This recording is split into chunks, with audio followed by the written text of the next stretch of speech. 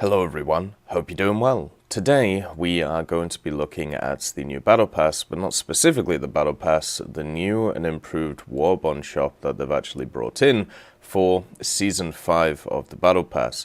Now, there hasn't been a ton of changes to the Battle Pass for a very long time, but they've added a bunch of new features in this one, which is pretty cool compared to the pre-existing one that you see here. You can see that there's a lot more options, and we'll go through them in general. So there has been pretty decent changes. They've changed where some of the actual premiums are. They've actually sorted them out in terms of rank. So these ones are rank 4s, and then these ones are rank 6s when it comes to the Battle Pass. So therefore, you know, a little bit higher on it. When it comes to expanding the assortment of stuff, what they've done is they've actually changed the distribution of things, so it's a little bit easier to see, and also kind of shifted things away from each other. So once again, everything's a little bit more defined. So what they've actually done to start off with is they've removed this box, the Battle Trophy Vehicle 4. Now, this box was actually a really cool one because you could get some old event vehicles, and you could also kind of stack them and then sell them on the market. Like, I think I have like 9 of them at this point, and you know, that's pretty cool. And I could just stack them and just wait for, you know, to sell them for something. But with the removal of the box, what they've actually done as well is they've added something which I think is going to be more valuable to the majority of people. So they've added special talismans for rank 4s and 5 vehicles. So you can see here, you can get a rank 5 aircraft talisman, or you can get a rank 5 tank talisman. Sorry, my voice isn't very good right now. I'm still suffering from the cold. And you can also get a rank 4 talisman for aircraft and also tanks. And for coastal vessels, you can get one for rank 3. Then for blue water, rank 3 as well. So they're not doing the highest BR yet, but they're getting there. And what they've also done is they've added all of the other branches, the new ones, you know, the new camouflages, to the camouflage box. So if you are interested in picking some of them up, you can do that instead of picking it up just for GE. You can still pick them up in the Warbond box. They've also added some other talismans to rank 1 to 3 unit type aircraft, same with tank, and then blue water ship and also coastal vessel. So pretty much you are able to get some pretty nice talismans. You can't get the highest echelon talismans, so you can't get like a rank 7 talisman or a rank 6 talisman, but up to rank 5 is incredibly nice. And make sure not to forget these because they are on the second page. So I think that's pretty cool. The only issue with this is that it's completely RNG. So the way that it works is that you pick it and then it goes on a random vehicle that you have at rank 5. So, for example, let's say you pick the tank one and you're like, oh, you know, I'm really looking forward to playing, I don't know, like the Type 74 or something like that, or the Type 74C, and you get it on the Type 60ATM. So it's definitely rolling the dice and not always in the positive way, but I think most of the time it'll be okay. And also, no matter where it lands on, it'll be easier to grind that vehicle and you'll be able to have a bit more fun with it. So that's at least pretty good. They've also added some other ones in, which is pretty cool. So camouflages have been added now. So for tanks and aircraft of rank 6 and 7, you can get yourself a special camouflage. When it comes to these camouflages, these are ones which are either available for achievements or purchasable for golden eagles. So basically not the marketplace camouflages, but everything else. And I think that's pretty cool. I'm happy to see those. So they're pretty cheap as well compared to the rest of the stuff. So that's quite nice. You can also get some camouflages for rank 1s, which are right here. So that's pretty cool as well. And then also camouflages for rank 4s and 5s here. Now, when it comes to the profile icons, they seem to have limited them. This time you can only get, I think, the Soviet boys, whereas before you had the 3 options of getting all of the different ones. So if you are interested in getting these, you know, maybe they're going to bring them back one at a time, or maybe they're going to bring back new ones. So make sure you have 7 days to be able to get anything from here. So if you want some of the old stuff, like this, for example, this would be the time to pick it up. So that's another change that they've done. I don't know why they've only limited it to 1 box instead of 3. Maybe it's to save space, but they could have just put everything in this box in general. They've also still got the wager thing. They've also got the booster box, the universal backups, and then also the battle orders, and obviously the test drives, which we'll go through in a little bit. So everything is available. You know, everything is there to work well, so that's pretty nice for the new Battle Pass. I'd say overall these changes are positive. I've been wanting something like this for quite a long time. It's kind of annoying, it's RNG. That's the only real issue with it. You are just rolling the dice with it, so that kind of sucks for the Talismans and for the Camouflages. But then again, if they just made it so you could pick your own vehicle, everyone would just pick the meta stuff and then just kind of go from there. The other thing I would have liked to seen was a modification box. So basically what you can do is you can click on the modification box and then click a specific vehicle, and then it'll give you a random modification on that vehicle. I think that would have been nice, just to ease grinding, and also just to give a bit more value to the Warbond stuff. So yeah, overall positive change to this. So really nice to see it. Hopefully people can make use of the Talismans. I'm going to try to. As you can see, you can only buy 1 per battle pass, so you can't just stack them and then go ahead. And it's pretty much, do you want to get a premium vehicle or do you want to get a high rank talisman now? And I think that's a good trade-off. I really do, even though it is RNG. So let's go through the things which are new in this battle pass when it comes to pre-existing stuff, so the vehicles and everything like that. For test drives, you've got the Zelezniakov, the TAM2IP, the C-Vixen, and the G-Lynx. So when it comes to the Zelezniakov, this is the PR-68K. It's the light cruiser for the Soviets. It is also a 6.0 vehicle, so it can see battleships. If you're interested in a vehicle like this, there are some which are very similar in the tree, and this one does have a ton of AA armament on it, which is quite nice, so you can save it against aircraft and stuff. I would say if you're looking to grind through the Soviet tree, this one's not a bad pick if you don't have something like the Maxim Gorky or something similar to that. So why not give this a go if you're interested in getting up there, or get like a taste of high-tier gameplay and get annihilated by battleships. The TAM2IP is a solid pick. You know, the 105 has the standard reload and nice APFS DS. The only thing that the 2IP struggles with is its optics aren't the best when it comes to MVDs and stuff like that. But generally, you're able to motor around, you're able to scout, you can do a lot of damage with your gun. Overall, it's a fantastic vehicle and fits in either the 8.7 or 9.0 lineup for Germany, which is incredibly strong and has been for a very long time. The next one is the C-Vixen FAW Mark II. This is definitely a little bit of fun. With the missiles on it, it gives you a unique experience at the BR that you find it, where you actually get some pretty decent missiles at low BRs. So for me, when it comes to the C-Vixen, I'd definitely say this is the pick out of the test drives, just because it offers something different, offers something unique and interesting, and gives you, you know, kind of a different perspective when playing stuff like missile vehicles. It also informs your opinion on whether we should just have straight missile vehicles in the game, you know, later on. But I'd definitely say it's a bit of fun.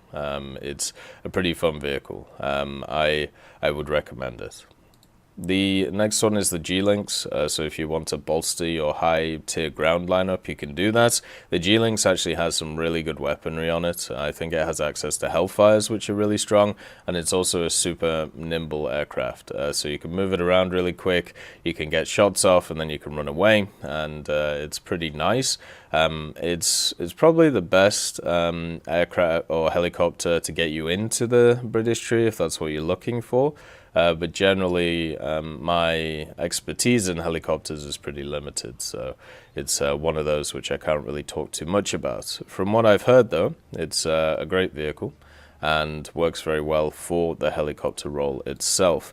They brought back the zodiac signs, so stuff like the Cancer sign, which is pretty cool, and the Aquaria and Sagittarius, and then they brought back the Zut.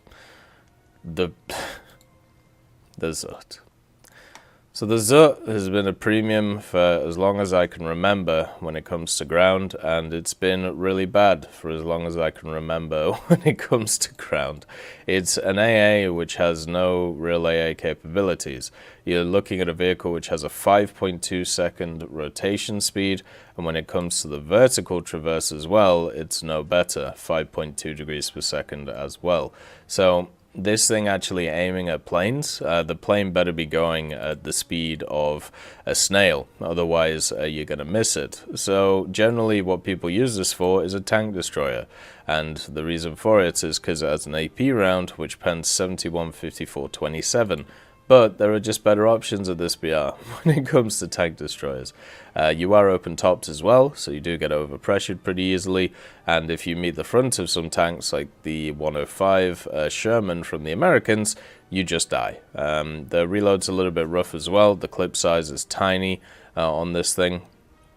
I can't remember exactly what it is, but it's absolutely minuscule, and then you also have 2 crew, so it's really easy to kill. This thing is not a good vehicle. Just play stuff like the T-50 and have fun at this BR with the Soviets. This is not even a meme vehicle or anything like that because it can't really flank because it's really slow. It's on like the T-60/T-80 chassis, and it's just not a good vehicle. It's just hard to use and frustrating. Don't bother with it. The next one is the H-81A2. Now, the H-81A2 is very similar to a P-40. It's in, I believe it's a Tomahawk, and it's in the Chinese tree. It's definitely a vehicle to pick up if you're interested in getting through the Chinese tree. One of the problems with the Chinese tree is that in early tiers, a lot of the vehicles are pretty much exactly the same, and that puts a lot of people off, and I don't blame them.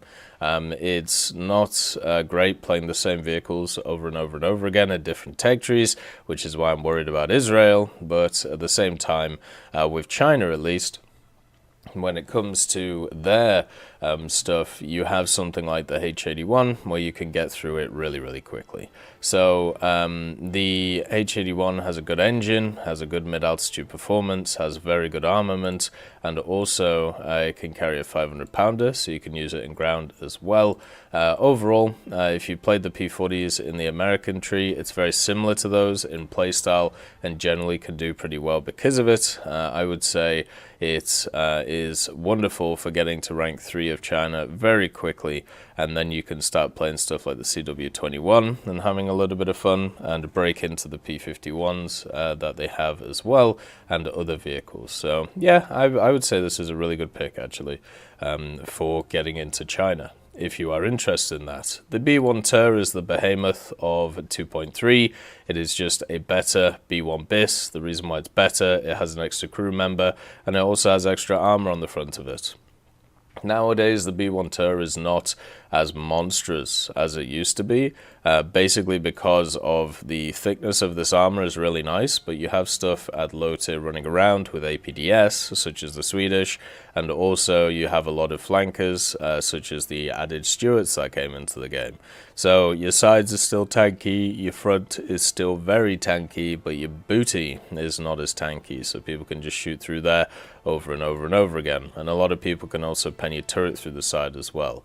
So angled, this thing at the front is still very, very strong, but there are just a lot of forces now at lower tiers which can donk you. So it's not as good as it used to be, but it's still really good for getting first places for France, if those decals come around, or 2000s, because you still tank a bunch of shots, and in a down tier, this thing is insane. It is a ridiculous vehicle, and definitely a clubber's choice is the way to put it. It also still has a pretty decent lineup around it, with the Crusader and the B1 Bis. Obviously, I think the Stuart got moved up, so you don't really want to up-tier heavy tanks ever in this game, and the B1 tier is no different. It's not great in an up-tier. But generally, it's lovely to see, and I would definitely say it's worth it from here. The Moffat is the Porter class machine. So the key characteristics of the Porter class, this thing being at 5.0, is the guns and the rate of fire of them. This thing has 10 5-inch guns. No, it doesn't. Sorry, it has 8 5-inch guns.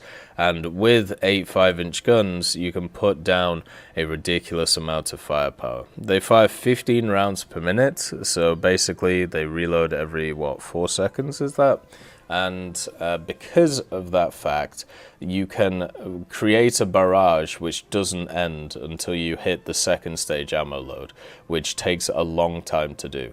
So you can just create a wave of damage on the enemy, which is really strong, no matter what you're fighting, whether it's destroyers, whether it's like cruisers, whether it's whatever. And also, because this thing is rank 3, it'll be perfect for doing daily specials and also events in when those things come around. This machine, if you can catch an enemy first and just keep wailing down the rounds, it's so good at it. And there are so many American destroyers which are really good at DPM. This one is absolutely no different. Then it's also got the fire director to help it out. It's not the best one in the game, but it's good enough. And also its survivability is not the best, but it does get some extra armor where a lot of other destroyers don't. A lot of other destroyers only get just their base hull and superstructure, where this gets a little bit of armor on the hull and also some anti-fragmentation armor. Has a decent crew set as well, and also does have access to AP, or SP I should say, so you can be able to actually hurt cruisers, which is one of the problems that a few destroyers have, where they only have access to HE.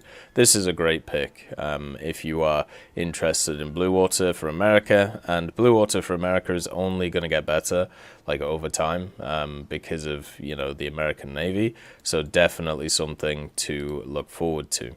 The Thunderbolt Mark 1, very surprised to see this on the market actually. It's kind of interesting because so the Moffat, the H81 and the Thunderbolt, this is the first time they've ever been on the market, or sorry, on the Warbond shop so far.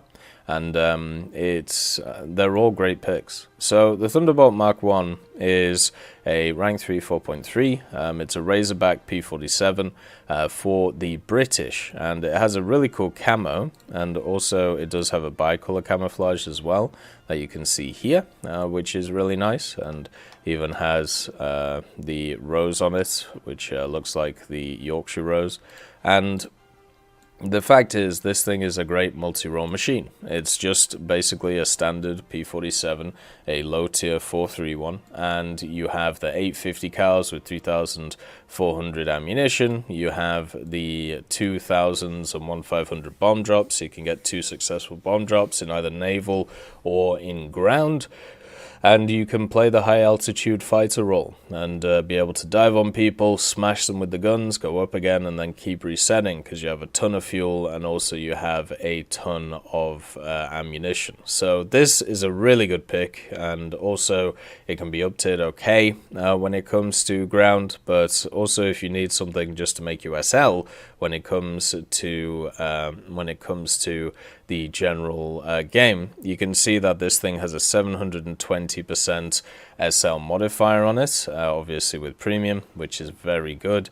And also at the same time, if you have a look at its repair cost, it isn't through the roof, which is also very positive. It's a rank 3 aircraft as well, so you can see its max repair is only 7,700, so you're going to make that back a lot of the times. When it comes to the P47, I would say this is a definitely great pick if you like Britain and if you want to grind through it. Britain has a ton of really good options in aviation, and this just kind of adds to them and gets you through some of those vehicles if you don't want to play them. But I would highly recommend playing the Hurricanes, playing the Spitfires, and also playing the Typhoons around this level. They all have unique playstyles, and even the Tempests are incredibly fun as well. Some of my favorite aircraft when it comes to the game. The last one is the Panzer Befehlswagen 4J, and it's sad to finish off on a sour note, but this machine is terrible. I don't know how else to put it. So imagine you take a standard Panzer IV, okay? You add armor to it. All right, not bad. You don't boost its engine though. Okay, bit of a problem. And you don't give it a turret drive. That's the Panzer Befehlswagen 4J. You can see the turret rotation speed is 3.6 degrees per second. It's got great gun depression. It's got, you know, average reload rate. The vertical speed as well, you can see 2.2 degrees per second. It has, you know, the 5-man crew. It has the good 75. You know, it has all of the decent factors of a Panzer IV, but it has a terrible gun handling. Absolutely awful gun handling, which is why it's 4.0. So I have spaded the Panzer 4J. I found it a uniquely infuriating experience, and I can't even think about getting something like the Panzer Befehlswagen 4J because it would annoy me to all end with the lack of just turret control is probably the best way of putting it. So for me, it's a no when it comes to this vehicle. So if I was going to rank these vehicles in 1 to 6, so 1 being the best, I would go Thunderbolt, and then number 2 would be B1 Ter. Number 3 would be the Moffat, 4 H81, 5 would be the Zut, and 6 would be the Panzer Befehlswagen 4J. But these are more tied for 6th, if you understand what I mean. Both of these are terrible. So yeah, that's pretty much the new Warbond shop. I think the additions they've added are really cool. The one thing I don't like is they've actually reduced the amount of premiums you can get. So in the old one, you could get 8 premiums, where in this one you could only get 6 options, which kind of sucks. But the other options they've added are really cool, and the decal as well is really cool. The heartbreaking Kasha, I think that is. So overall, an improvement, and hopefully they do some more improvements in the future. As I said, the modification thing, maybe bringing back some more of the helmets instead of doing them, some more of the profile pictures instead of doing them one at once, and also doing the helmets and the branches and camouflages at the same time instead of doing one and then the other. As always, thank you for watching, and I hope you have a wonderful day, and I'll see you next time. I'd just like to thank Professor X 1718, Orange Tail, Sakoshi Tiger, BRFC 15, Teddy, John Ryman, Universe A, Eugens Terry, Ambrosius McClellan, Daniel Stanton, Martinez, B. Young, and then Kyle Kin, Barine, Lafouche, and also Samuel Slick for supporting the channel.